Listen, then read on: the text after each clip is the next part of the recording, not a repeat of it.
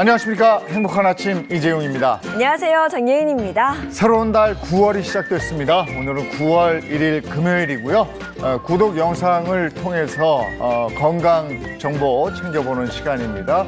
건강 구독 준비되어 있습니다. 네, 오늘은 어떤 구독 영상으로 건강 고민 해결해 볼지 잠시 후에 만나보겠고요.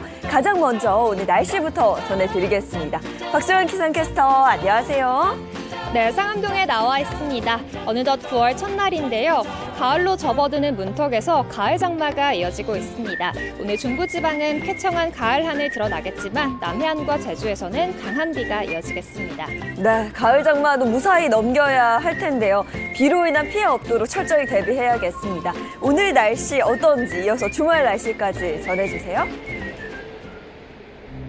네, 오늘 아침은 짙은 안개에 주의하셔야겠습니다. 현재 내륙을 중심으로는 가시거리가 200m 미만으로 좁혀질 만큼 매우 짙은 안개가 껴 있고요. 또 영남 해안으로는 약한 비가 이어지고 있습니다. 출근길 조심히 이동하셔야겠습니다. 태풍이 몰고 온 수증기로 내일까지 남해안과 제주에서는 국지성 호우가 쏟아지겠습니다. 돌풍과 벼락을 동반해서 시간당 30에서 60mm 안팎으로 매우 강하게 내리겠습니다. 내일까지 예상 강수량 살펴보겠습니다.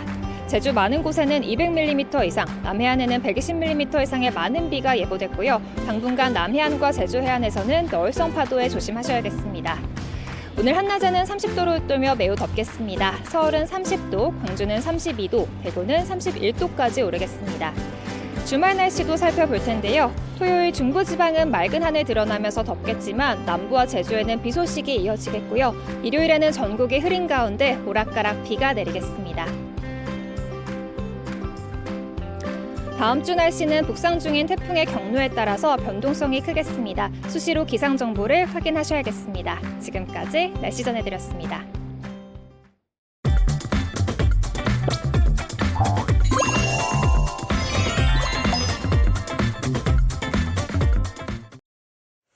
네, 화제 이슈를 발빠르게 전해드리는 모닝 브리핑 순서입니다. 이고은 변호사와 함께합니다. 어서 오세요. 안녕하세요. 네, 첫 번째 이슈부터 전해주시죠.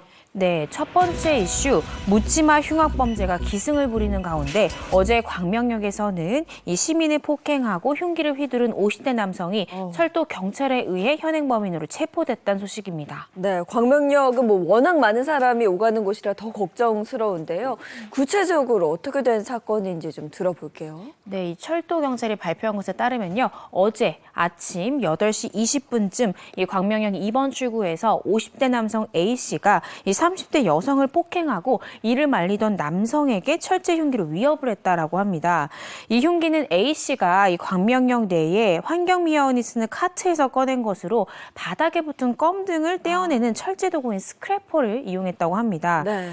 이 남성의 난동으로 부상을 입은 이 승객 2명은요, 경미한 부상을 입어서 119 응급치료 후에 귀가한 상태라고 하는데요. 그런데 이 A씨가 흉기 난동을 벌이기에 앞서 다른 행위가 시비가 붙어서 다툼을 벌였었다라고 합니다. 이에 역산의 불안감 조성을 이유로 철도경찰로부터 경범죄 처분을 받았고요. 이에 분개해서 주변에 배회하다가 본 사건 범행에 이른 것으로 전해지고 있습니다. 아니, 어떻게 계속 이런 사건이 생기는지 모르겠는데 어쨌든 경찰이 집중 단속에 나선다고요? 네, 그렇습니다. 경찰은 오늘부터 이제 이번 달 31일까지 민생 침해 범죄인 생활 주변 폭력, 또 강도 및 절도 범죄에 대한 집중 단속을 실시합니다. 이 경찰은 최근 흉기 난동 등 국민의 안전을 위협하고 사회적 불안감을 조성하는 흉악 범죄가 연이어 발생함에 따라 범죄 분위기를 선제적으로 제압함으로써 국민의 일상을 지키기 위한 것이다라고 이와 같은 집중 단속의 배경을 밝혔는데요. 특히 흉기를 이용한 범죄에 대해서는 무관용 원칙으로 구속살하고 기타 흉기 휴대 배회 등 불안감을 조성하는 일체의 행위에 대해서도 엄정 대응해서 이 범죄 근절을 위해 노력할 방침이다라고 전했습니다. 아니, 이렇게 걸어 다닐 때 보면요. 네. 표정이 없는 게 아니고 이렇게 뭔가 화가 나 있는 사람들이 많은 것 같아요. 그래서 툭 건들면 그냥 화를 참지 못하고 폭발하는 거죠. 아이고, 어디서부터 손을 대야 될지 참 걱정이 이만저만이 아닙니다. 자, 다음 이슈 전해 주시죠. 네, 오는 2035년 서울의 초중고 학생 수가 올해의 절반 수준으로 줄어들 것이다 라고 서울시 교육청이 첫 분석을 발표하면서 교육당국의 장기적인 대책이 필요하다라는 지적이 나오고 있습니다. 네, 뭐 10년 뒤면 굉장히 먼 것 같지만 또 지나가 보면 굉장히 금방입니다. 10년 뒤면 학생 수가 지금의 절반이 된다는 건데 구체적으로 좀 전해주시죠. 네, 지난 30일 시교육청의 이 학급별 학력인구 변화 추이 자료에 따르면요. 올해 78만 6,880명인 서울 초중고 학생 수가 2035년에는 42만 1,000명으로 감소할 것으로 추산이 됩니다. 이는 시교육청이 통계청과 서울시의 기존 인구 추계를 바탕으로 예상 취학률 및 진학률, 학생 전출입 전망 등을 고려해서 보정한 수치인데요. 시교육청이 매년 전망하는 학생 배치 계획 외에 이 별도의 학력 인구 추계를 낸 건 처음이라면서 가파른 출산율 저하 추이까지 반영한 것이다라고 전했습니다.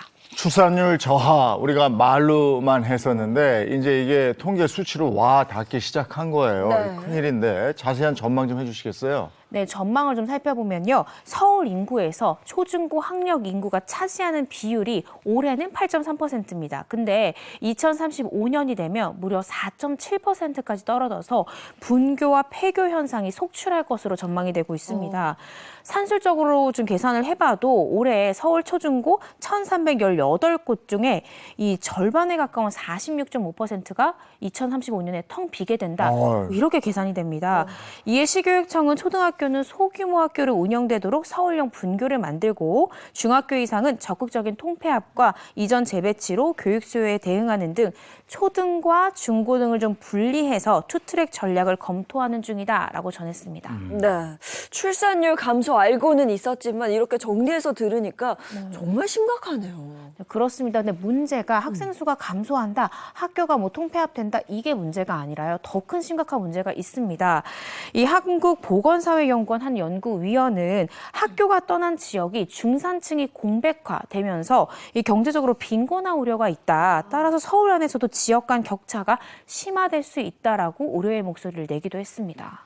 야, 이제 10년 후에 학생 수 급감 그리고 학교 통폐합, 학교 줄구 이게 그냥 현실로 된 거잖아요. 그렇죠. 그때 가서 그냥 딱 닥쳐서 또 큰 혼란 생기고 이러지 않도록 미리미리 대비를 잘 해야 되겠다는 생각이 듭니다. 다음 이슈 전해주시죠. 네, 세 번째 이슈 그룹 걸스데이 출신 배우 혜리 씨가 미국 항공사의 이 좌석 관련 횡포를 폭로해서 주목을 받고 있습니다. 네, SNS에 글을 올렸죠. 자세한 내용 짚어주시죠.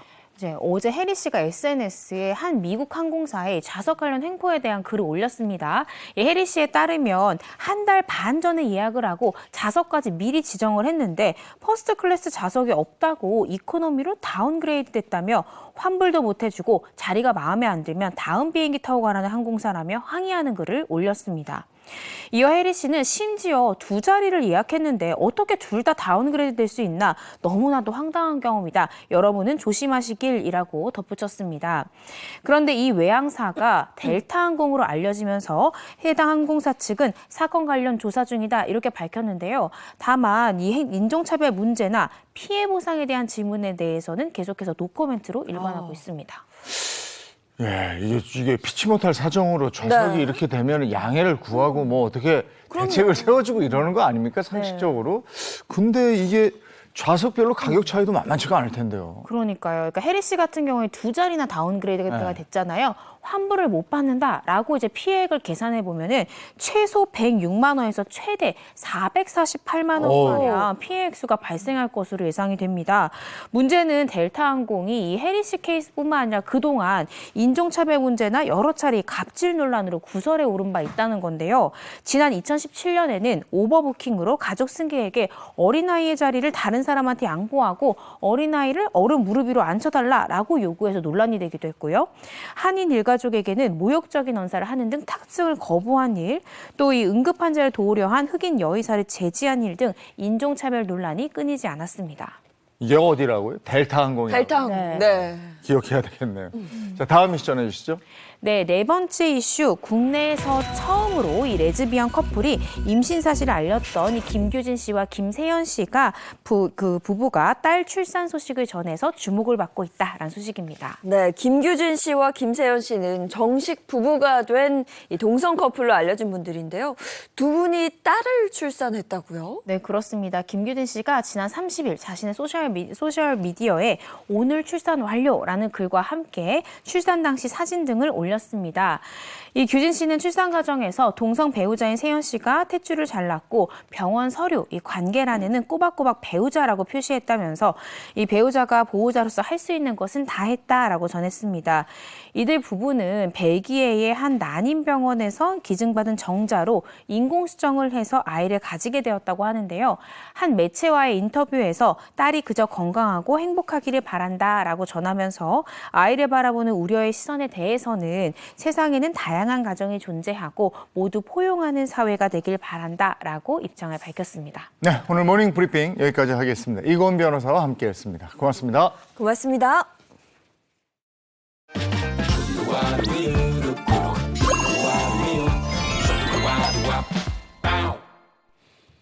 한 설문조사에서 네. 인생에서 가장 중요한 것이 뭡니까? 라고 물었답니다. 1위가 뭐였겠습니까? 이거 너무 쉬운데요? 건강 아니겠어요, 당연히? 맞습니다.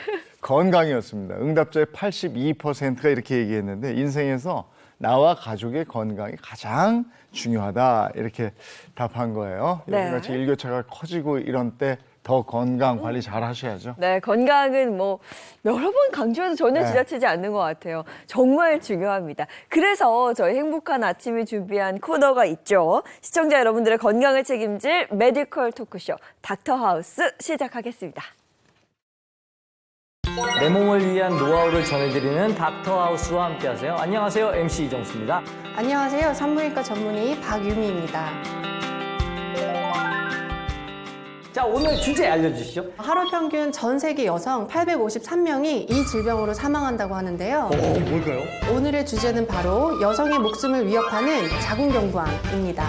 자궁경부암, 무서운 건 알지만 이렇게 많은 사람이 사망한다고요? 그렇습니다. 그뿐만 아니라 2018년 한 해 동안 전 세계에서 자궁경부암으로 사망한 여성은 약 31만 1000명 정도고요.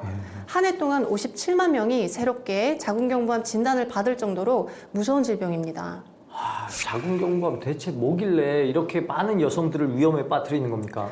자궁경부암은 여성에게 발병하는 악성 종양 중 가장 흔한 질병 중 하나로 자궁의 목 부분인 자궁경부에 생기는 암을 의미합니다. 영기에서 4기까지 나눌 수 있는 자궁경부암의 영기암을 상피내암이라고도 하며 1기부터 4기암을 치민성 자궁경부암이라고도 해요. 흔히 암은 아플 때 가면 이미 늦었다 이런 소문이 있던데 자궁경부암도 그래요? 그렇습니다. 자궁경부암에 걸렸더라도 초기에는 대부분 아무런 증상이 없거든요. 그러다 보니까 쉽게 방치하게 돼 조용하지만 무서운 암이 되는 겁니다. 암이 악화하면서 월경 이외의 비정상적 출혈, 악취가 나는 분비물 또는 출혈성 분비물, 배뇨곤란, 아랫배와 다리의 통증 등이 나타날 수 있고요. 자궁경부암의 첫 증상은 주로 출혈이지만 이는 경미한 경우가 많아요. 출혈로는 확인할 수 있겠네요. 아닙니다. 아, 그래요? 네, 암이 상당히 악화된 경우에도 출혈이 없을 수 있기 때문에 출혈만 파악한다고 자궁경부암을 눈치챌 수 있는 건 아니고요. 만약 암이 자궁경부의 앞뒤로 퍼지게 되면 방광과 직장에 불쾌한 느낌을 줄 수도 있습니다. 통증은 주로 자궁경부암 말기에 나타나는 증상이죠. 제가 담당하던 30대 여성 환자분의 경우에도 질 분비물 외에 특별한 증상이 없었는데 처음 받은 검진에서 이상이 있어 조직 검사를 했더니 자궁경부암으로 진단된 적이 있습니다. 무섭네요. 자궁경부암은 대체 왜 생기는 겁니까? 자궁경부암의 원인으로는 바이러스 감염, 특히 인유두종 바이러스가 가장 유력한 요인으로 알려져 있습니다. 고위험군 HPV 감염의 경우 대부분 성관계를 통해서 전염되고 일찍 성관계를 시작한 경우 아니면 성관계를 가진 사람이 여럿인 경우 그 위험성이 증가합니다. 또 분만 횟수나 본인 및 배우자의 위생 상태, 흡연, 면역 저하 상태 등도 원인인자로 작용합니다. 그 자궁경부암은 어떤 식으로 진단할 수 있나요? 자궁경부의 펀지생검, 자궁경관 내 소파술, 자궁경부의 원추절제술 등을 시행해서 암세포의 존재 여부와 암세포의 침범 정도를 확인해야 합니다. 그러면 혹시 병원에 가기 전에 이 증상이 자궁경부암인가 이렇게 증상을 자가 진단할 수 있는 방법이 있을까요?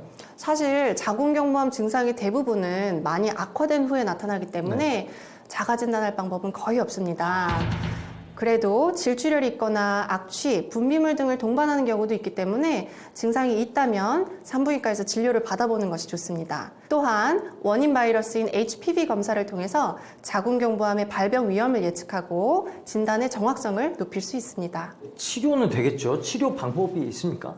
자궁경부암 치료됩니다. 자궁경부암 치료는 악화 정도에 따라 수술, 방사선, 항암화학요법 등을 적용합니다. 만약 암이 되기 전 단계에서 발견되었다면 자궁을 드러내지 않고 자궁경부의 중앙 부위를 비교적 간단한 레이저 시술로 도려내는 자궁경부 원추절제술로 완치할 수 있습니다. 그러면 좋겠는데 이게 이미 암인 상태에서 발견하면 어떻게 해요? 암으로 진단돼도 암 병기가 1기이면서 암세포 침투 깊이가 약 3mm 미만인 경우 자궁경부 원추절제술만으로도 치료가 가능합니다. 그러나 암 크기가 좀 더 커서 2cm를 넘지 않는 경우 자궁경부와 질을 포함한 일부분을 잘라내고 질과 자궁을 다시 연결하는 광범위 자궁목 절제술을 진행하고요. 말기일 경우에는 방사선 치료와 항암제 치료를 고려합니다. 제가 딸 둘 아빠거든요. 그래서 걱정이 많아지는데 이거 예방할 수 있는 방법도 있나요? 물론입니다. 자궁경부암은 먼저 HPV 백신으로 예방할 수 있는데요. 특히 이정숙 님도 접종하시는 게 좋은데요. 저요? 저는 자궁이 없는데요. 기본적으로 자궁경부암의 대표적인 원인 바이러스는 남성도 감염되는 바이러스입니다. 그래요? 네. 또한 남성에게선 생식기 사막이나 항문암, 구인두암 등의 원인이 될 수 있습니다. 그렇기 때문에 남성의 HPV 백신 접종은 남성 본인의 건강 관리에도 유익하고요. 특히 남녀 모두가 접종해야 자궁경부암 예방에 더 도움됩니다. 그럼 뭐 또 다른 방법도 있습니까? 네, 또 있습니다. 바로 정기적인 검진입니다. 자궁경부암 검진은 1년에 1회 이상 권유하는데요.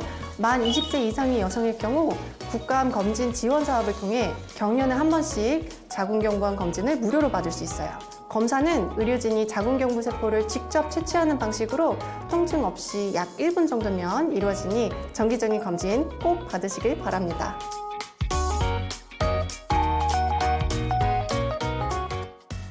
오늘 정말 좋은 정보였습니다. 오늘 선생님이 전 세계 여성을 구해주신 것 같은데요. 오늘 박유미 선생님 진짜 감사드립니다. 감사합니다.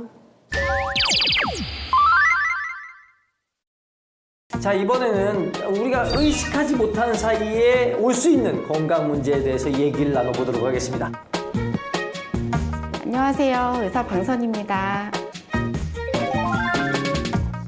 좋습니다. 우리가 의식하지 못한 사이, 오늘 주제가 뭘까요? 이정수님, 우리가 만약 숨을 못 쉰다면 어떻게 될까요?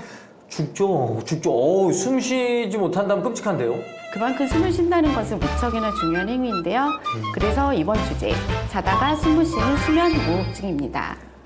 자다가 숨을 못 쉰다는 게 너무 충격적인데요. 수면무호흡증, 이거 뭡니까? 수면무호흡증은 글자 그대로 잠자는 동안에 숨쉬기를 멈추는 질병입니다. 흔히 폐쇄형, 중추형, 혼합형 이렇게 세 가지 형태로 구분되죠. 아니, 수면무호흡증이면 무호흡증이지 이렇게 세 가지나 있습니까? 그러면 폐쇄형 수면무호흡증은 뭔가요? 예를 들어 이정수님의 손이 진공청소기 구멍을 막는다고 생각해 볼까요? 계속 흡입하려는 진공청소기를 막고 있으면 결국 청소기에 무리가 가겠죠. 우리 몸도 비슷합니다. 폐쇄형 수면무호흡증은 상부 기도의 폐쇄 또는 허탈에 의해서 잠자는 동안 숨이 반복적으로 멈춰요. 그럼 혈액소 산소 포화도가 떨어지고 자던 도중 자꾸 깨어나는 일이 생기는 거죠. 그럼 중추형은 뭔가요? 중추형 수면무호흡증은 수면 중 모든 호흡성 노력을 중단시키는 신경학적 이상입니다. 다시 진공청소기를 예를 들어보면 진공청소기 플러그를 뽑는 것과 같습니다. 숨쉬기를 관장하는 뇌중추가 차단되면 호흡이 줄어들어 숨을 쉬지 않게 되거든요. 아니, 그 앞에 말씀하신 두 가지 다 무섭긴 한데 그러면 혼합형은 두 개가 다 섞인 거란 말씀이신가요? 네, 그렇습니다. 처음에는 중추형으로 시작해 점차 폐쇄형으로 바뀌는 것이 특징이죠. 그런데 수면무호흡증을 앓고 있는 사람 대부분 폐쇄형 수면무호흡증입니다. 숨을 쉬어야 되잖아요. 그러면은 이게 그거 다 아는데 왜 숨 안 쉬는 걸까요?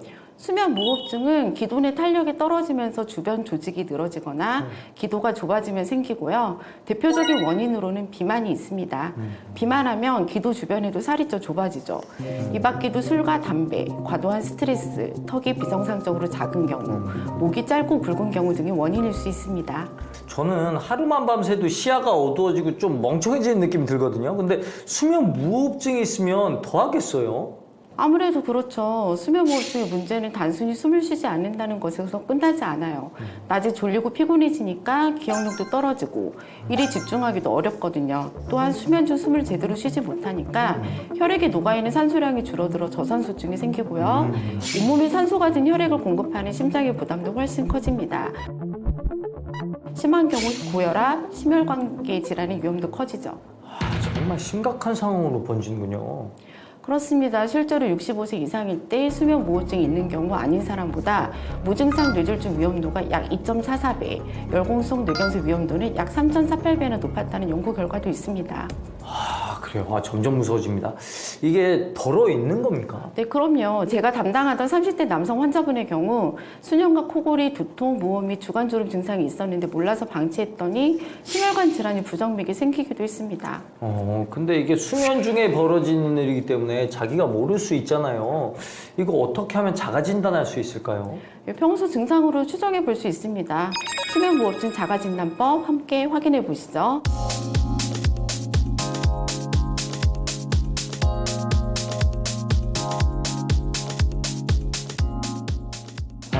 전 2개 정도 있는 것 같은데, 2개. 그러면 옐로 카드. 2개인데, 지금? 2개인데? 그래요? 네가 충격적입니다. 3개 이상의 항목에 해당한다면 수면무호흡증을 의심할 수 있습니다. 야, 그럼 병원에서 이루어지는 실제 진단 방법은 뭐가 있을까요? 우선 이제 본인, 배우자, 가족의 이야기로 증상을 들어봅니다. 주간에 얼마나 졸리는지 물어보아 코골이나 무호흡의 정도를 파악할 수 있죠. 또 신체 검진을 통해 체중, BMI 지수 등을 측정하고요. 외양, 특히 얼굴과 목의 모양을 관찰하고 이와 함께 비강, 구강, 인두, 후두의 검진을 병행합니다. 그리고 또 하나 수면 다운 검사를 시행할 수 있습니다. 수면 다운 검사는 뭡니까? 병원에서 하룻밤 자면서 수면의 전 과정을 조사하는 검사인데요. 자는 동안 호흡, 맥박, 움직임, 코골이, 혈중 산소 포화도, 뇌파 등을 측정하죠. 이 밖에 기도의 폐쇄 부위를 파악하기 위한 검사 등을 동시에 시행할 수도 있습니다. 그럼 그렇게 검사를 하면은 진짜 재워놓고 계속 여기 쳐다보고 계십니까? 아니요. 모니터를 통해서 보고 있습니다. 그럼 여러 가지 검사를 통해서 수면 무호흡증으로 진단이 되면 어떻게 치료하나요? 만약 가벼운 수면 무호흡증이라면 생활 습관 개선만으로도 호전될 수 있습니다. 규칙적으로 운동하면서 체중을 줄여야 하고요. 똑바로 누워서 자는 자세보다 옆으로 누워서 자는 자세가 기도를 열어주는 데 더 좋고요. 근데 생활 습관의 개선만으로도 안 고쳐지는 경우 있을 거 아니에요? 그러면 어떻게 치료해야 되나요? 그렇다면 양압 호흡기 치료를 고려할 수 있습니다. 자는 동안 기계에 연결된 마스크를 착용하면 기계가 마스크로 공기를 불어넣어서 기도가 막히지 않도록 유지해주는 건데요. 사람마다 적절한 기계 종류와 압력, 마스크의 모양이 다르기 때문에 전문가와 상의한 후 결정해야 합니다. 잠자는 게 얼마나 고마운 일인지 다시 한번 일깨워주신 방선희 선생님, 오늘 감사했습니다. 네, 고맙습니다.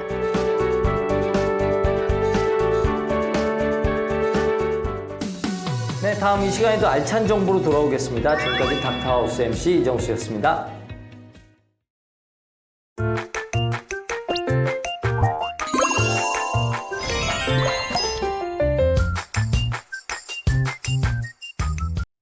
네, 계속해서 건강 구독을 통해서 건강 정보 만나보겠습니다. 네, 오늘은 어떤 건강 정보가 담긴 구독 영상 만나볼지 기대되는데요. 가장 먼저 이 행복 주치 선생님들부터 소개해드리겠습니다. 서동주 흉부외과 전문의, 김대환 혈관외과 전문의, 모사원 한의학 박사 함께합니다. 어서 오세요. 안녕하세요. 네, 반갑습니다. 그리고 차윤환 식품생명공학 박사도 함께합니다. 반갑습니다. 네, 안녕하세요. 네, 반갑습니다. 어떤 주제를 가지고 오늘 건강 얘기 나눌지 건강 구독 주제 영상부터 보시죠.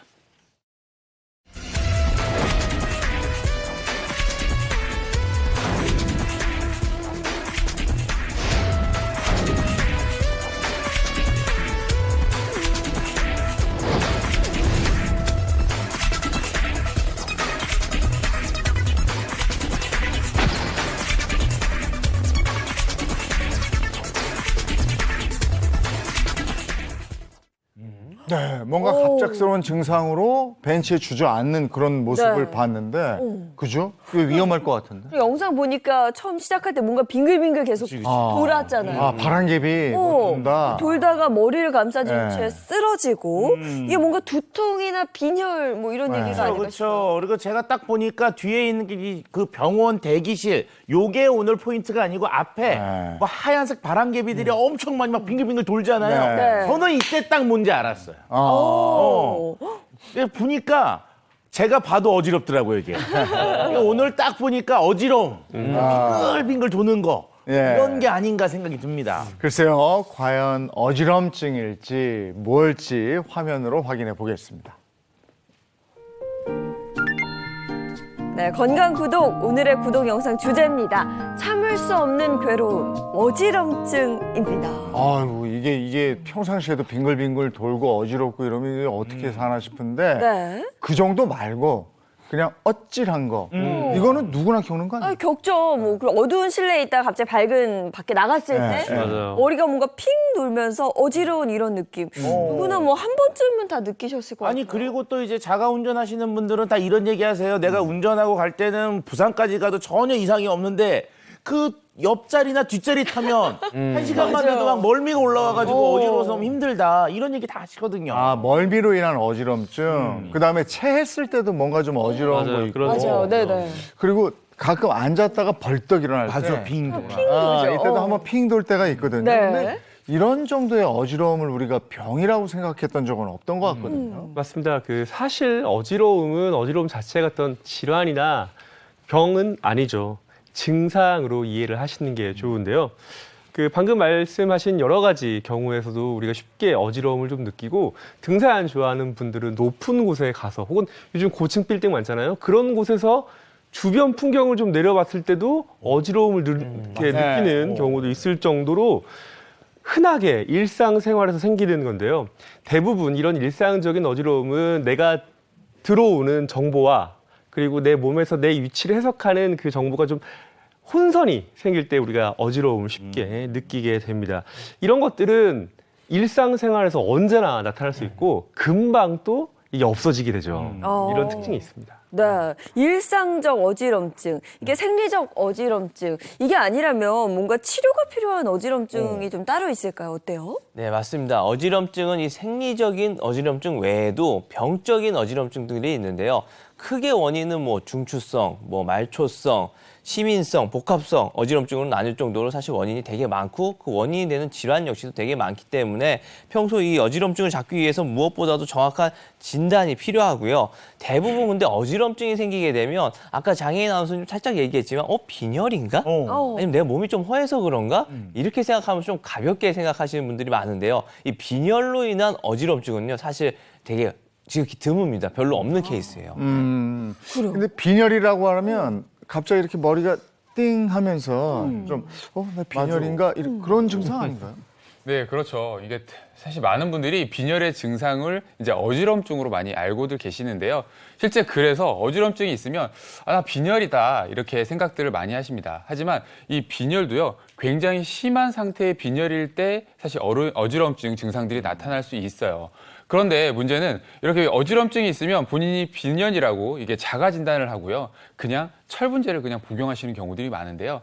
이게 필요가 없는데 이제 과다하게 철분제를 계속 복용하다 보면요. 우리 몸에 그러니까 해가 될 뿐만 아니라 어지럼증이 지속되거나 악화될 우려가 있기 때문에 좀 주의가 필요합니다. 네. 근데 제 지인 중에 실제로 빈혈이 있는 분이 있는데 어지럽다는 말 많이 하거든요. 이걸 우리가 어떻게 구별할 수 있을까요? 네.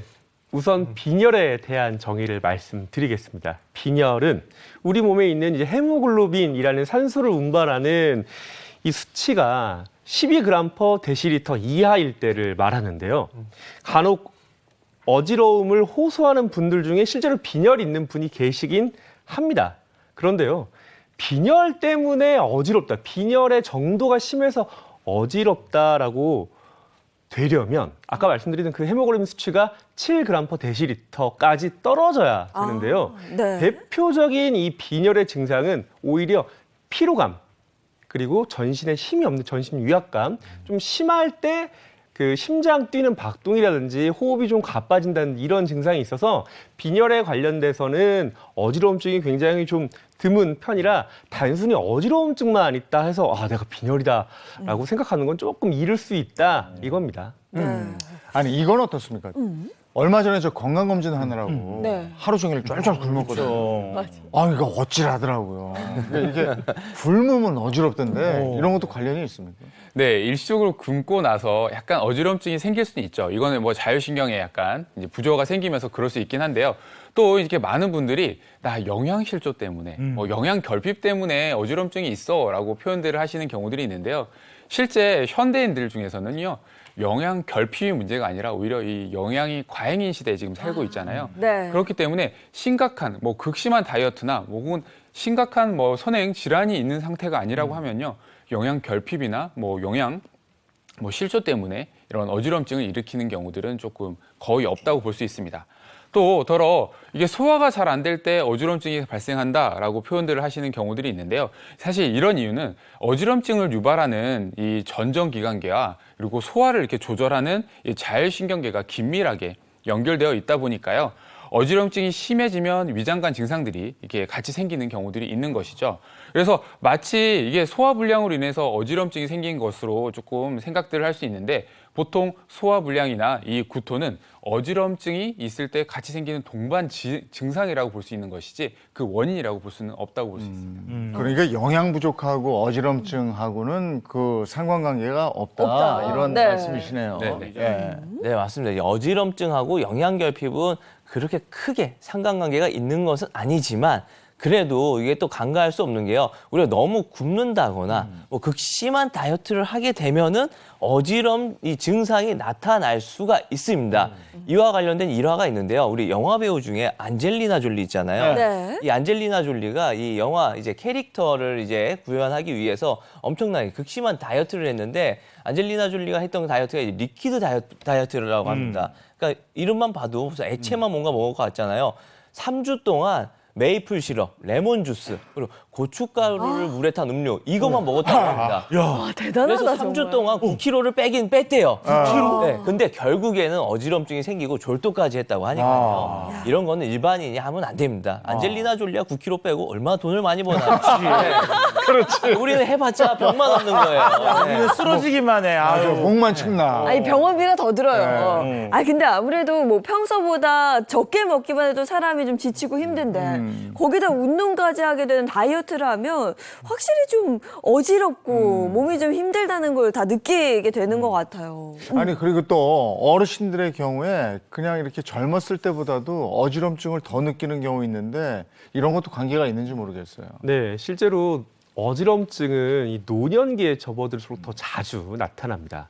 통계상 수치를 봐도요, 65세 이상의 그 환자분들이 병원을 찾는 이유에 가장 흔한 세 번째 이유가 바로 이 어지러움증이라고 하는데요. 지난해 어지러움증으로 의료기관에서 진료를 받은 환자분들이 95만 명에 이른다고 하니까요. 굉장히 많은 숫자죠.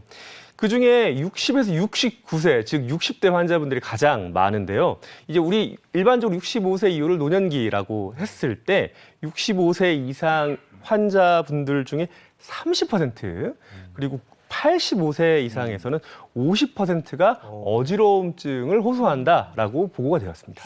근데 제가 갑자기 이제 어르신들 얘기하다 보니까 생각이 난 건데요. 이제 어르신들 되시면 이제 만성 질환들 한두 개씩은 앓고 계시잖아요. 그래서 뭐 당뇨면 당뇨병 약 드시고 고지혈이면 고지혈증 약 드시는데 갑자기 생각나는 게 이게 어지러움증은 이 증상에 따라 좀 쉽게 고쳐지니까 만성질환보다 좀 쉽지 않을까 이런 생각도 들면서 생각해보니까 어지러움증 약은 또 없는 거야. 어려운 게 아닐까 이런 생각도 드는데 이게 고치기가 쉽습니까 어렵습니까? 네, 사실 치료약들은 있긴 한데요. 이 어지럼증이 실제로 이게 생명과 직접적으로 연관된 것은 아니기 때문에 좀 가볍게 여기시거나 좀 뭐 방치하시는 경우들이 많습니다. 그런데 이제 문제는요, 나이가 들면 여러 기관들이 사실은 이게 노화가 이제 진행되게 되잖아요. 그러다 보니까 균형 감각의 이제 기능이 좀 저하되거나 혹은 근골격계 기능이나 뭐 시력 등이 저하되면서 이런 어지럼증들이 악화되는 경우들이 있죠. 그래서 보통 다양한 원인 때문에 균형 감각이 저하된 상태에서 특히나 이제 노화로 인해서 신체 여러 기능들이 떨어지면서 이게 복합되게 되면요, 이게 치료하기가 어려운 이 난치성 어지러움으로 빠질 수 있기 때문에 그래서 더더욱이나 치료를 조기에 치료하시는 게 필요한 것이죠. 그러면 치료가 필요할 정도로 어지럼증이 심하다. 이거 어떻게 판단하면 됩니까? 이럴 때는 한 3가지 정도를 이제 기억을 해주시면 좋을 것 같은데요. 첫 번째는요, 이 어지럼증이 진짜로 회전성인가 비회전성인가 이게 아주 중요합니다. 회전성이라는 거는 내가 가만히 있는데 뭐 간혹 술 많이 드시는 분들이 막 얘기를 하잖아요. 막 땅이 덤빈다고. 이런 식으로 세상이 나를 두고 막 빙글빙글 도는 듯한 이런 것들이 있다. 이거는 이제 말초성 어지럼증인데 귀에 있는 전정기관에 문제가 생긴 겁니다. 또 두 번째로는 이 어지럼의 지속성인데요. 앞서 말씀드린 것처럼 이런 말초성 어지럼증은요, 일시적으로 좀 확 심하게 왔다가 좋아질 수가 있습니다. 근데 이 어지럼이 좋아지는 게 없이 지속적으로 계속 반복이 된다. 이거는 뇌에서부터 생기는 이 중추성 어지럼증일 수 있으니까 이럴 때는 좀 더 주의해서 한번 지켜보셔야 될 필요가 있겠습니다. 네. 네, 그리고 세 번째 살펴볼 게 동반 증상이 있는가 하는 것인데요. 어지럼증과 함께 귀가 좀 먹먹한다든지 혹은 이명이 동반된다고 하면요, 우리가 균형을 잡아주는 이 전정기관의 문제일 가능성이 높은데요. 문제는 심한 두통과 함께 여기에 팔다리가 힘이 빠지고 감각 이상도 생기고 그리고 발음도 좀 샌다. 혹은 삼킨 골람이나 한쪽 눈꺼풀이 처진다든지 안면 마비 등이 생겼다고 하면요, 이렇게 이제 이것은 사실 뇌신경학적 증상이 발생한 것이거든요. 이런 경우에는 뇌혈관 질환이 있을 가능성이 있기 때문에 꼭 병원을 바로 방문하실 필요가 있으십니다. 그러니까 정리를 해보자면 어지럼증은 그 원인을 파악하는 게 가장 중요하다는 이야기입니다. 자, 그러면 지금부터는 건강 구독에서 엄선한 어지럼증과 관련된 구독 영상 보면서 자세한 얘기 나눌게요. 첫 번째 구독 영상입니다. 업로드 해주시죠.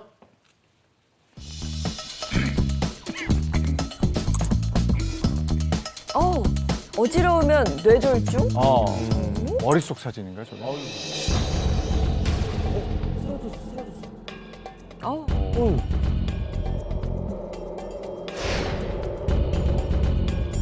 뇌졸중 때문에.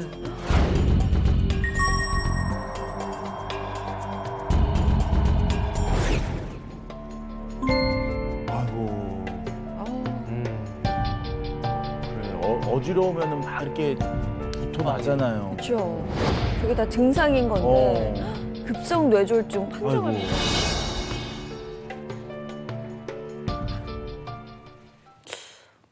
아니 보니까 덜컥 또 겁이 납니다. 사실 어지럼증은 누구에게나 나타날 수 있는 흔한 증상인데 이게 뇌졸중의 전조 증상일 수 있다. 이거 좀 무서운데요, 선생님?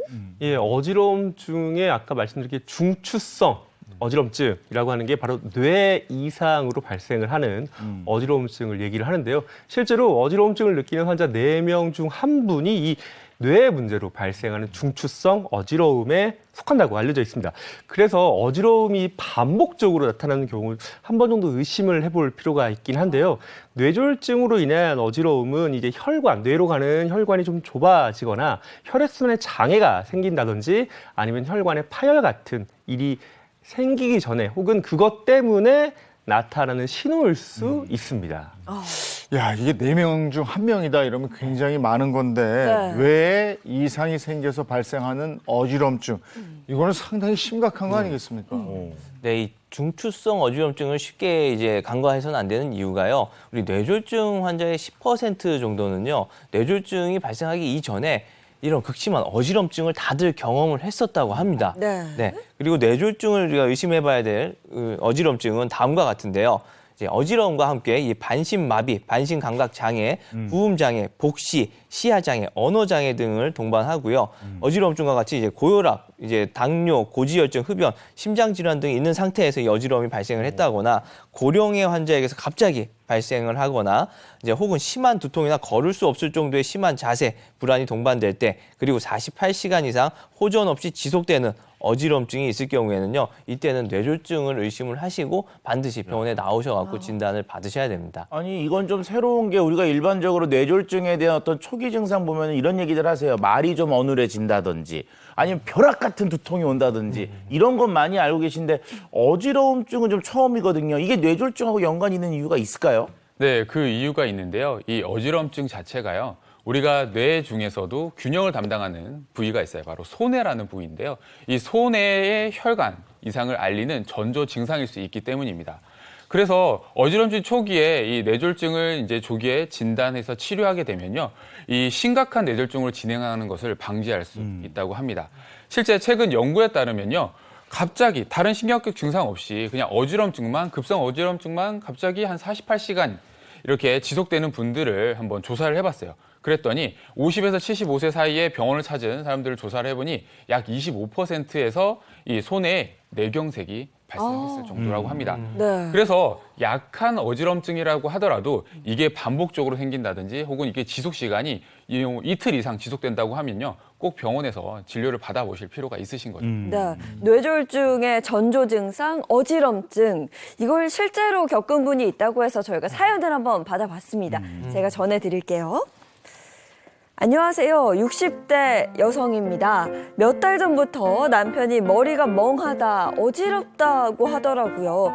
혹시나 하는 마음에 바로 병원을 찾아 뇌CT를 찍어봤는데 이상이 없어 퇴원했습니다. 그런데 그 뒤로 어지럼증이 더 심해졌고 MRI를 찍었더니 뇌경색이라고 하더군요. 다행히 큰 고비를 넘겼지만 사지마비 후유증이 남아 속상합니다. 라는 사연 주셨습니다. 아니 처음에 CT를 찍었어요. 뇌 CT 찍었는데 별 이상이 없었잖아요. 없다고 네. 그래서 퇴원했는데, 그래서 안심했는데, 그러면 뇌 CT에서 이게 정상이 나오면 그래도 뇌졸중이 왔다는 거 아니에요? 그러니까. 네. 이게 참 얘기거리가 많이 될 수 네. 있는 건데요. 이게 초기에는요, 근데 CT를 찍었을 때 물론 잘 안 나타날 수가 있습니다. 왜냐하면 아직 병이 많이 진행이 안 됐으니까요. 내가 느끼는 증상은 있지만 CT를 찍었을 때 이렇게 잘 안 나타나는 경우들이 있어요. 이게 이제 초기일 때의 얘기인 거고, 또 손해나 또 뇌줄기 같은 것들이 잘 초기에는 안 나타나게 되니까 찍어놓고 정상이라고 그랬는데 왜 이렇게 되냐, 이런 얘기들이 많이 나올 수가 있는데, 이건 초기라서 그런 것이고요. 이제 뭐 MRI 같은 경우에는 물론 CT보다는 좀 더 정확하게, 좀 더 정밀하게 찍어서 볼 수가 있다고는 하지만 이 역시도 초기에는, 그러니까 이틀 전 48시간 이내에는 잘 안 나타나는 경우들이 있습니다. 정상으로 나타날 수가 있어요. 네. 그래서 처음에 내가 찍고 뭐 정상으로 나왔지만 이 어지럼증이 계속 지속이 된다, 48시간 이상이 지속된다 그러면은 우리가 한 번 더 찍으라고 하거든요. 그러면은 환자분들, 보호자분들 이게 병원에서 니네 돈 벌려고 한다, 이런 얘기가 아니라 이렇게 좀 놓칠 수가 있고 다시 한번 찍었을 때 다 정확하게 진단이 가능하니까 그때는 다시 한 번 더 진단을 받아보는 것을 좀 권고드립니다. 네, 그러면 혹시 평소에 이런 어지럼증 증상이 있을 때 이게 뇌졸중인지 혹은 뭐 스트레스나 다른 이유인지 이걸 좀 알아볼 수 있는 방법이 없을까요? 예, 제가 그래서 집에서 간단히 한번 테스트를 할 수 있는 방법을 소개시켜 드리고자 합니다. 우리 이재용 MC하고 우리 차이나 박사님 함께 두 나와보세요. 분이 앞으로 네. 나가서 한번. 오늘 제가 말씀 안 드렸지만 살짝 어지러워요 지금. 이거 어지러워 오늘. 어지럼 테스트예요? 네. 이거 하는 거예요? 아, 예, 그런 것도 물론 그 옛날에 그거 많이 했네요 진짜. 대표적인 어지러움 테스트이긴 한데요. 이건 이름이 간단합니다. 핑거 투 노즈 테스트라고 손가락 그리고 노즈, 코를 왔다 갔다 하는 검사입니다. 실제로 병원에서 많이 하는 그 뇌기능을 평가하는 검사고요. 준비하실 거는 좋은 사람과 그리고 손가락이 필요합니다. 자, 두 분이 서로 이렇게 팔이 살짝 달 정도로 한 팔보다 좀 가깝게, 한 반팔이, 예, 요쯤 되고, 우리 차윤환 박사님이 자기 코에다 손가락을 대고요. 그리고 우리 이재용 MC는 손가락을 이렇게 ET처럼 이렇게 대주시면 차윤환 박사님이 팔을 쭉 뻗어서 우리 이재용 그 MC님 손가락까지 오면 됩니다. 맞아요. 그리고 다시 또 코. 그리고 다시 이재용 선생님 손가락. 이 다시 위치를 손가락. 바꿔요? 네. 다시 손가락. 예. 다시 또 코. 그때 바꾸고 오세요. 완벽한데? 이걸 좀 이제 스피드 있게 자연스럽게 이때 바꿔주세요. 다시 코. 바꿔주세요. 빠르게? 네. 야 잠깐만 이거 점점 찍기가 어려워요 이게 네, 생각보다. 굉장히 잘하고 계시고 야 이거 잘하면 보고 되는데 이거 야. 게임인데? 이게 잘하시는데요? 검사자가 그러니까 의사라고 합시다. 네, 이제 네. 그 평가하는 사람이 환자분이 자신의 코에 손가락이 갈 때 바꿔야 됩니다. 미리 바꾸면 예상이 되기 때문에 자기 코에 갈 때 바꾸면 되는 집에서 쉽게 할 수 있는 뭐 검사라서 차이가 있나요 그렇게 하면? 이게 코에 갈 때? 자 해볼게요. 예, 미리 바꾸면 짠. 좀 더 쉬워요. 미리 바꾸면 좀 쉬워요 이게. 아 그렇구나. 생각보다 잠깐만. 이거 반응이 둔해지고 있어. 네. 요런 것도 할 수 있고요. 이거 하나 더 타이밍이 있습니다. 좀 중요하네요. 네, 하나 더 있고 이거는 혼자서 집에서 혼자서 할 수 있는 방법인데 자칫 잘못하면 넘어질 수가 있어요. 자칫 잘못하면 넘어질 수 있기 때문에 주변에 이제 푹신한 그런 넘어져도 다치지 않는 게 필요한데 방법은 굉장히 간단합니다. 제 발을 한번 봐주시면 두 다리를 이렇게 모아야 돼요. 네, 모아요. 두 다리를 모아서 꼭 붙여놓고요. 팔을 앞으로 나란히. 앞으로 나란히 할 때 이렇게 하면 안 되고 손바닥이 하늘을 봐야 합니다.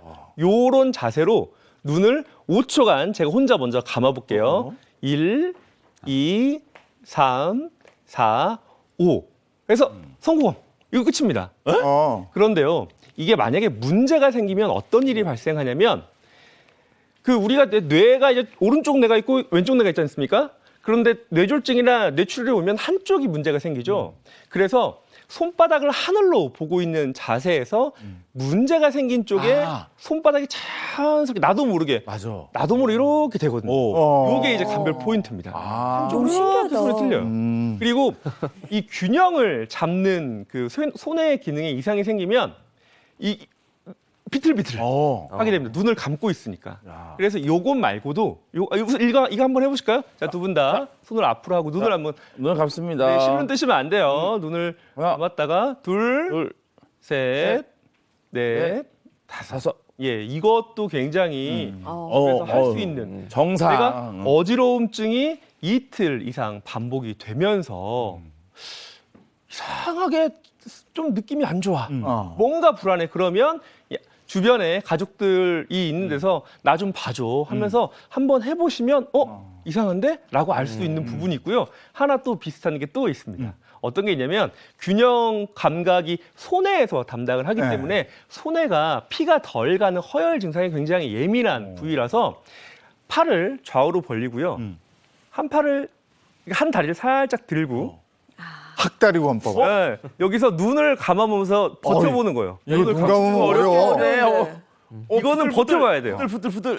이건 팔도 움직이고 몸도 이렇게 흔들면서 서 있기만 하면 됩니다. 어려운데. 이거는 쉽지 않은데 이것 역시 어느 정도 내 가족이나 주변의 친구들이랑 같이 했을 때 그럼 나쁘지 않은 수준인데 이게 아니라 압도적으로 이렇게 못하면 이것 역시 손의 기능에 이상이 있을 때 생기는 대표적인 증상 중에 하나라서 집에서 어지러움이 반복될 때는 어느 정도 참고하실 법한 검사죠. 이렇게 세 가지 검사가 있네. 이거. 그죠? 나 요게 재밌다. 이거 어려워. 이거 ET 폰 홈. 폰 하다가. 잘 배웠습니다. 알겠습니다. 네, 고맙습니다. 이렇게 한번 해보면 되는군요. 하긴 어지러우면 균형을 못 잡잖아요. 그럼요. 이게 반복적으로 나타나는 어지럼증은 뇌졸중의 전조 증상일 수 있다. 오늘 방송을 통해서 네. 꼭 좀 기억하셨으면 좋겠습니다. 자, 다음 구독 영상도 살펴볼까요? 구독 영상 업로드 해주세요.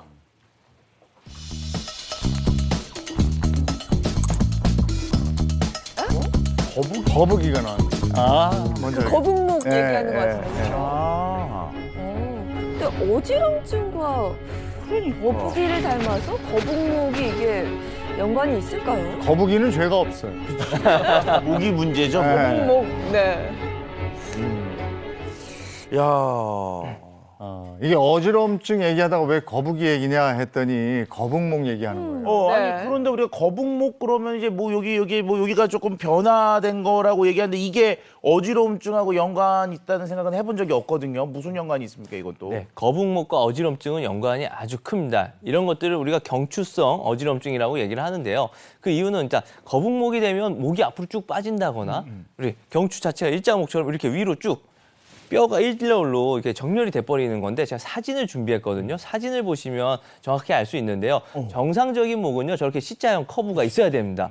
저래야지만 이 무거운 머리를 잘 지탱을 할 수 있고요. 이렇게 스프링처럼 뭔가 이렇게 탄력이 있어가지고 잘 버틸 수가 있는데 거북목이나 일자목처럼 저렇게 서버리면 그런 것들이 사라지게 되는 거예요. 그리고 C자형 커브가 됐을 때는 근육이 그만큼 좀 짧아지고 거기에 맞춰져 있는데 일자목으로 쓰게 되면 근육이 쫙 늘어지게 되면서 긴장이 되고 딱딱하게 굳어버려요. 그렇게 되면 그 사이사이로 흐르는 이제 혈관이 좀 압박을 받으면서 뇌로 올라가는 산소량이나 혈액량이 좀 적어지게 되니까 어지럼증이 더욱더 심해지게 되는 겁니다. 저도 뭐 스마트폰 오래 하면 기본 자세 우리 다 있잖아요. 그렇죠. 이렇게. 그렇죠. 이렇게 하고 나면 막 목도 뻐근하고 네. 어깨도 아프고 그런 증상들이 다 있었는데 이게 정말 연관이 있네요. 네, 그렇습니다. 그래서 경추성 어지럼증을 호소하시는 분들을 보게 되면요. 어지럼증 증상뿐만 아니라 뭐 두통이나 뒷골이 당기는 듯한 통증, 혹은 귀의 울림, 그리고 목과 어깨 주변의 통증, 때로는 이제 손과 팔에 저린 증상까지도 나타날 수 있습니다.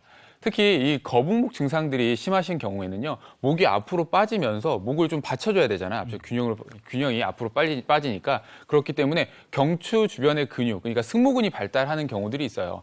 그래서 목이 점점 더 짧아 보이는 경향이 좀 있게 되죠. 이로 인해서 목, 어깨 근육의 피로도가 상당히 누적되기 때문에 사실 이런 경우에는 사실 필요에 따라서 승모근의 발달을 좀 억제하는 주사 치료를 하기도 합니다. 정말 어떤 분들은요, 그냥 육안으로 봐도 티가 나요. 목이 이렇게 쭉 고개가 앞으로 쭉 네. 나가 있는 그런 경우들이 있잖아요. 근데 요즘에 스마트폰들 많이 하니까 더 그럴 수밖에 없는 것 같아요. 맞아요. 네, 맞습니다. 지금 뭐 특히 현대인 분들은요, 뭐 컴퓨터 일할 때 사실 컴퓨터를 떼놓고 일할 수 없고요, 스마트폰을 또 떼놓고 활동을 못 하잖아요. 그렇다 보니까 목이 혹사당하는 경우들이 굉장히 많습니다. 그만큼 경추성 어지럼증은요 흔하게 나타나는데요. 문제는요 증상이 애매하기 때문에 증상에 대한 설명을 잘하지 못하기도 합니다. 아니 증상이 어떻길래 증상이 애매하다 애매하다고. 그런 표현을 쓰는 거예요? 네, 보통 이제 목덜미 주변의 근육, 그러니까 뭐 승모근이나 이런 근육에 의한 경추성 어지럼증 증상은 굉장히 매우 다양하게 나타나게 되는데요. 가장 흔한 증상은요, 약간 멍하다, 혹은 띵하다 이런 표현을 하시고요. 그 외에도 약간 공중에 붕 뜬 느낌이 든다, 혹은 갑자기 땅으로 훅 꺼지는 느낌이 든다, 이런 혹은 땅이 푹신푹신하다거나 뭐 물컹물컹한 느낌이 든다, 이렇게 다양하게 증상을 호소하시죠. 이건 환각 아닙니까? 아니, 그러니까 이게 증상도 명확해지지가 않고 애매해요. 그런 증상을 듣는 의사 선생님도 이게 뭐라 그러는 거예요 지금? 뭐 공중부양 얘기하는 거야.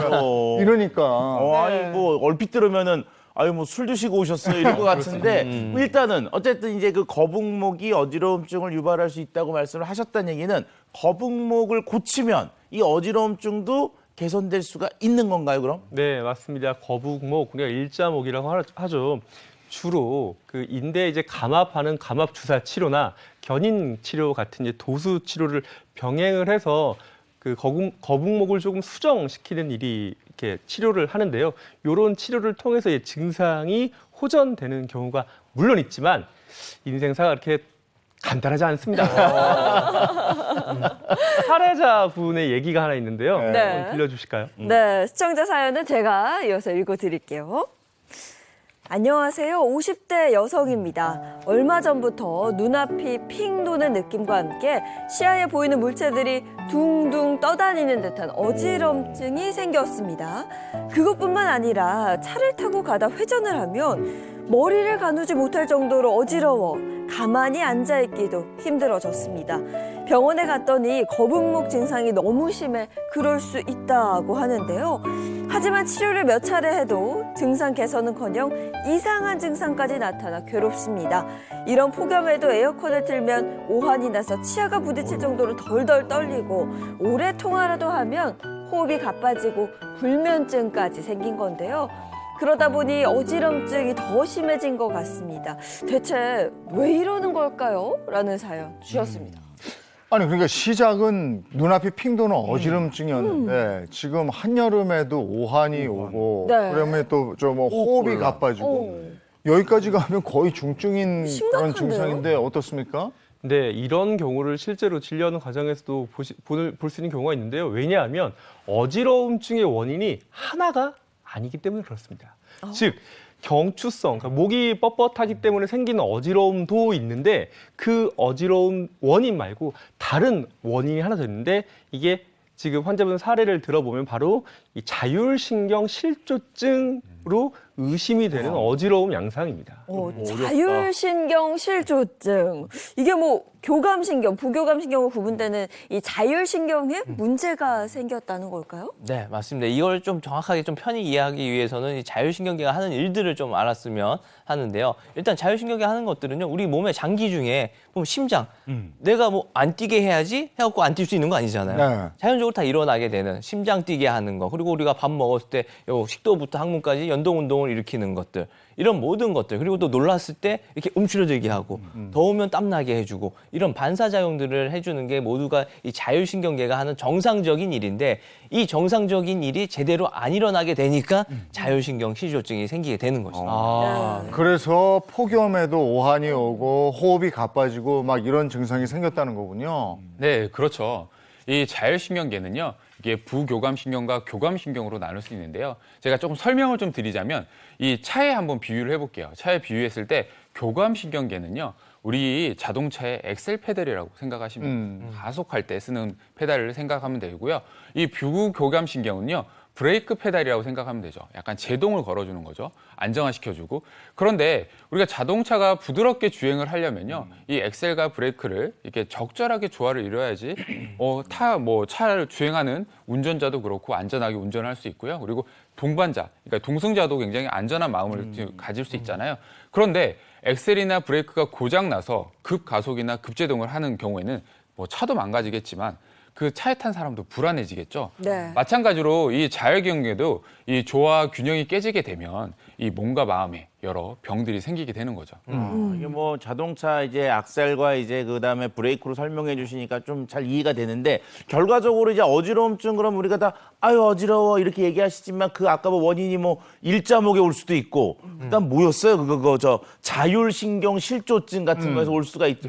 이게 제가 보기에 판단이 좀 어려울 것 같습니다, 이게. 네, 맞습니다. 사실 우리 의료인들도요, 이게 판단이 되게 어려워요. 그러니까 일자목 치료나 우리 앞서 이 사례자분이 일자목 치료라든가 우리 자율신경계 실조증 치료를 하기 위해서 이제 원인을 찾아가는 것도 중요하지만 무엇보다도 사실 평소 꾸준한 관리, 이런 스트레스를 좀 완화시킬 수 있는 것들 여러 가지를 좀 평소 생활 속에서도 관리해 주는 게 아주 중요합니다. 처음에도 얘기했지만 어지럼증이 생기면 어지럼증의 원인을 빨리 찾아내는 게 굉장히 중요하네요. 그러니까 네. 자율신경계에 내가 이상이 온 건지 아니면 거북목 때문인지 뭐 이런 것들을 빨리 판단을 해야 되는 거고 네.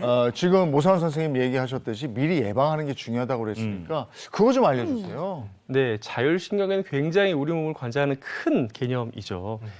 자율신경이 무너지면 수면, 그리고 소화 기능은 물론 신경, 정신질환까지 유발할 수 있기 때문에 내가 평소에 생활 패턴이 좀 깨지고 인지하지 못하는 몸의 변화가 남들이 봤을 때도 좀 이상한 것 같다라고 느껴지면 자율신경 실조증 검사를 통해 몸 상태를 확인하는 게 필요합니다. 문제가 확인이 되면 생활 습관 관리와 치료가 좀 필요한데요. 전반적으로 생활 습관을 교정하는 것뿐 아니라 자세한 검사를 통해서 자율신경계 중에 어떤 부분이 이상이 있는지에 따라 조금 다르기 때문에 무엇보다도 거북목 같은 간단한 질환을 좀 예방하기 위해서 평소에 좀 바른 자세와 그 정상적인 수면 리듬 그리고 좋은 식사를 하는 게 가장 필요하겠죠. 이게 중요한 부분입니다. 근데 저희가 지금 거북목 얘기를 쭉 해왔는데요. 거북목을 바로잡는 바른 자세 우리가 또 한번 이 자리에서 배워봐야겠죠. 네, 맞습니다. 우선 예인님 씨 지금 뭐 평소에 많이 앉아 계시잖아요. 그렇기 때문에 평소 어떻게 앉아 계시는지 한번 자세를 보고 네. 이제 어떻게 판단을 해보도록 하겠습니다. 야. 오늘도 또 많이 혼나겠네요. 거북목이면 어떡하죠, 이거? 거북목이 좀 있으신가요, 지금? 아, 저는 잘 모르겠어요, 사실. 혹시 몰라. 일단 앉아서. 네, 앉아서 네. 평소에 만약 컴퓨터를 하신다 그러면 어떤 자세로 어떻게 하시는지 한번 보여주시겠어요? 일단 뭐 그냥 네.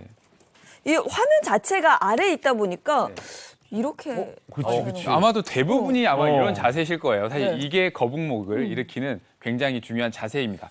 고개가 너무 일단 네. 모니터가 너무 낮아요. 모니터가 낮다 보니까 계속 안쪽으로 아래를 보다 보니까 자연스럽게 목이 빠질 수밖에 없겠죠. 네. 그렇기 때문에 적절한 모니터 높이를 유지하시는 게 먼저 중요한데요. 보통 모니터 높이는요. 정면을 봤을 때 눈 높이를 맞춰야 되는데요. 너무 낮아요. 너무 낮아서 일단은 제가 받침대를 조금 올릴 건데요. 오, 올릴 건데 굉장히 훨씬 높아졌죠? 편해요. 그렇죠. 네. 시선이 위에 있으니까. 그렇죠. 보통 모니터 보는 눈높이 시선은요. 이렇게 봤을 때 정면을 봤을 때 이 모니터 전체 높이의 3분의 1 지점을 본다고 생각하시면 됩니다. 네. 지금 이렇게 보면 이 정도 지점이거든요. 제가 표시를 좀 해볼게요. 네. 이렇게 이 정도 지점을 볼 수 있는 높이 정면을 본다고 생각하시고요. 네. 조금 더 높일까요? 근데 보통은 집에서 이렇게 거치대까지 사서 뭐 이렇게 하는 경우가 많지는 않거든요. 사무실에서도 그럴 거예요. 그래도 거치대를 좀 쓰시는 게 좋죠. 거치대를 일반적으로 쓰시는 게 좋고요. 평소에 사실 이제 이게 계속 모니터를 보면서 일을 하다 보면요. 네. 계속 어깨가 자연스럽게 좀 빠지거나 목이 빠질 수밖에 없어요. 그래서 우리가 사무실이나 가정에서 조금 의자 앉아 있는 상태에서 활용할 수 있는 방법이 있는데요.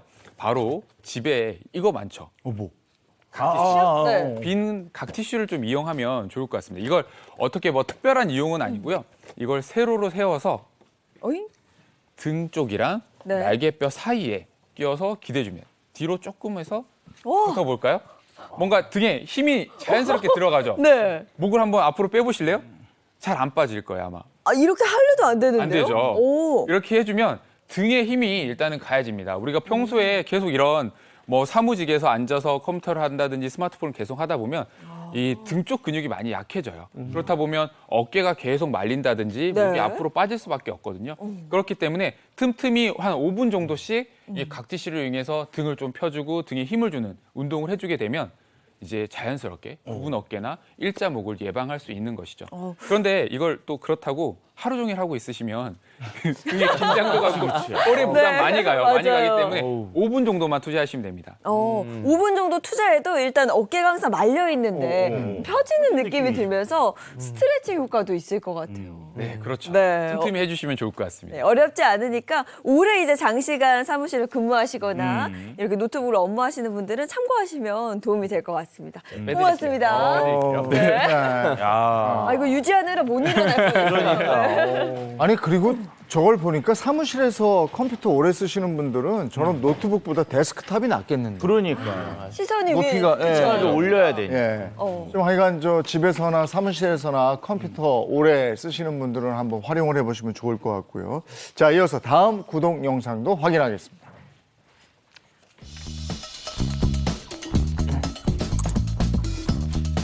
속설. 속설도 굉장히 많죠, 많죠. 많죠. 네, 엄청 뭐 많아. 이렇다더라, 저렇다더라. 어지러워. 아, 이비인후과. 하긴 어지러우면 어디 가실지 잘 모르겠어요. 이비인후과 주로 가죠. 그렇죠. 보통은 이비인후과 가는 것 같아요. 네, 지금부터는 그래요. 어지럼증과 관련된 속설을 체크해보는 시간 갖도록 하겠습니다. 자, 첫 번째 속설부터 한번 살펴볼까요? 여자이기 때문에 더 어지럽다. 그래, 이런 얘기 들어봤어. 맞아요. 아, 이거 보면은 그렇지만 저 같은 이 정도 풍채를 갖고 있는 남자가 어지럽다 그러면 믿지도 않거든요. 여성분 또 날씬한 분들이 어지럽다 그러면 다들 그렇게 걱정을 해주시거든요. 네. 그거 제가 보기에는 속설 맞는 것 같습니다. 네, 남녀의 차이가 과연 있을까? 있습니다. 실제로 통계에 의하면 전체 어지러움증 환자 중 여성의 비율이 남성에 비해 약 2배 가량 높았다고 하고요. 그 중에서 40에서 60대 연령의 여성이 전체 어지러움 환자의 무려 40%의 비율을 나타내고 있습니다. 예. 전체 40%면 어지럼증을 겪는 분들의 절반에 가까운 분들이 40에서 60대 여성분이라는 건데 특별히 이렇게 여성이 어지럼증에 취약한 이유가 있을까요? 여성이 어지럼증에 더욱더 취약할 수밖에 없는 이유는요. 호르몬의 영향 때문에 그렇습니다. 여성은 남성이랑은 다르게 여성은 일단 초경, 또 생리, 임신, 출산, 폐경 같은 이 과정을 거치면서 사실 호르몬 영향이 극심하잖아요. 이러면서 신체에 많은 이제 부담을 주기 때문에 결국에는 남성보다도 어지럼증이 더욱더 잘 생기게 되는 것입니다. 네, 어지럼증과 관련된 속설 체크 두 번째 속설도 한번 보겠습니다. 어지러울 때 이비인후과를 가라. 맞아. 아, 얘기 좀 많이 듣긴 했어요. 그래요. 어딜 가야 될까 하면 이비인후과 가라. 이게 왜냐하면 네. 귀에 문제가 맞아, 생겨서 맞아. 이렇게 어지럽고 맞아요. 뭐, 이럴 때가 있기 그 때문에. 귀에 있는 그 달팽이관 네. 거기에 이상이 생기면 어지럽다. 그러니까 어지러움증 느껴지면 이비인후과로 고 이런 얘기 많이 하죠. 네. 네, 맞습니다. 이 귀와 관련된 이 전정신경계와 관련된 이 어지럼증, 이비인후과 가는 게 맞고 또 이게 문제가 되는 게요. 가볍게 갑자기 천천히 오는 게 아니라요. 한 번 오기 시작하면 갑자기 순간적으로 핑 돌게 된다거나 어지러우면서 이제 구토라든가 구역이 심해지게 되고 이렇게 심한 어지럼증이 또 반복적으로 오고 또 괜찮았다가 돌발적으로 훅 오기 때문에 이 심리 상태까지 되게 사람을 불안하게 만들거든요. 때문에 이럴 때는 좀 이비인후과를 간다거나 저는 한의사잖아요. 한의원에 또 나오셔서 치료를 받는 거를 또 권해드리기도 합니다. 네. 근데 이석증이라고 말하는 그 질환 맞죠? 네, 맞습니다. 의학 용어로 조금 복잡해요. 양성, 돌발성, 현운증이라고 하는데요. 말을 좀 뜯어보면 양성, 심각하지 않다라는 얘기죠. 돌발성, 갑자기 불현듯, 그리고 두의, 그러니까 머리의 위치에 따라서 현운, 어지럽다 이런 뜻입니다. 정리를 하자면 머리를 움직일 때 빙빙빙 도는 어지러움이 갑자기 발생을 한다는 건데요. 특징은 1분 이내에 증상이 좀 사라진다는 그런 특징이 있습니다.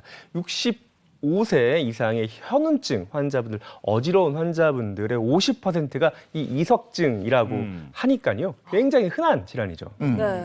아니 그런데 우리가 일반적으로 이런 얘기 하더라고요. 고개를 이렇게 돌릴 때 어지러우면 이석증이니까 이비인후과를 가면 된다. 이렇게 얘기하시는데 혹시 다른 어지러움 증상 이런 거 있으면 꼭 가야 되는 그런 과들이 따로 있을까요? 네, 어지러움증은 증상에 따라 치료가 정말 많이 다릅니다. 어느 병원에 가야 될지 헷갈릴 수밖에 없고 실제로 의사들도 본인이 보는 질환과 관련된 어지러움증이 아니면 다른 과에 보낼 정도로 원인을 잘 찾는 게 가장 중요한데요. 네. 몇 가지 좀 예를 좀 드리자면 머리가 좀 띵하고 쓰러질 듯한 느낌이 들면 심장의 이상이 동반되어 있는 경우가 있을 수 있어서 순환기 내과에 방문을 해서 한번 검사를 하시는 것도 좋고 내가 만약에 당뇨 같은 기저질환이 있다 그러면 그 신경 말초장애 이상이 오는 경우가 또 있습니다. 그래서 이런 경우는 신경과 이런 분들은 신발을 신었는데 발에 감각이 없어서 이렇게 걷는 게 좀 어려운 경우가 있죠.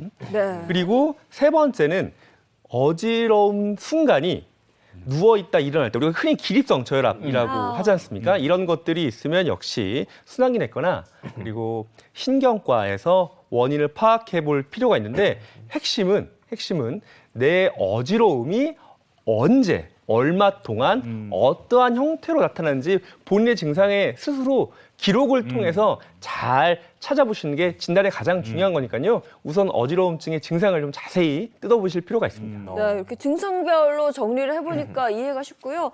한 가지 좀 빠진 게 있네요. 모사원 선생님의 한의원도 있습니다. 네. 자, 이어서 세 번째 속설도 확인해 볼까요? 자, 예민한 사람이 더 어지럽다. 이게 뭔가 뭐 신경을 좀 많이 쓰고 그래서 그런 게 아닐까? 아니 그렇죠. 이거는 제가 보기엔 맞는 것 같은 게 우리가 예민한 시기들 있잖아요. 큰 뭐 발표를 앞두고 있다든지 이러면 골치 아프거든요. 그리고 또 이 상사한테 이렇게 깨질 때 그냥 어지럽거든요. 이게. 그러니까 저거는 맞는 얘기 같습니다. 저거는 100%. 네. 네, 그렇죠. 이 현대 사회에서 이 예민함은요. 안 그래도 스트레스와 정보가 넘쳐나는 이 사회에서 사실 오히려 이제 예상치 못한 문제들을 일으키게 되는데요. 어지럼증 중에서도 시민성 어지럼증이라는 게 그 대표적인 문제라고 볼 수 있습니다. 일반적으로 시민성이라는 단어가 붙게 되면요. 다른 우리 몸의 구조적인, 기질적인 구조 이상은 없이 마음의 문제로 발생하는 질환이라고 볼 수 있는 거죠. 네.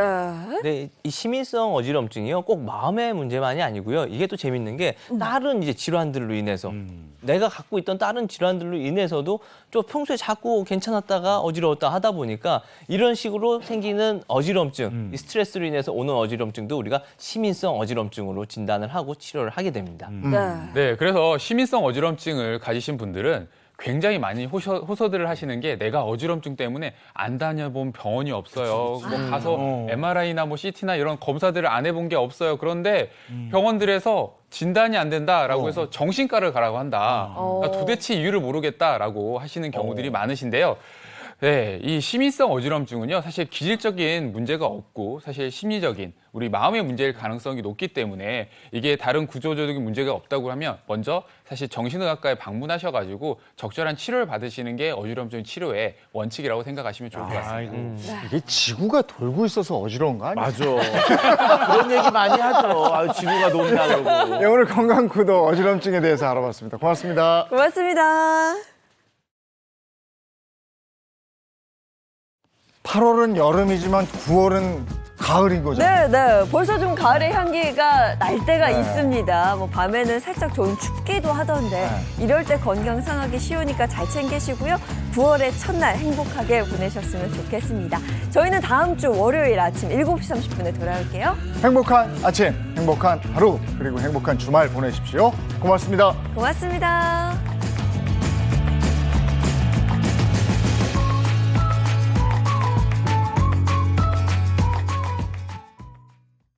채널 A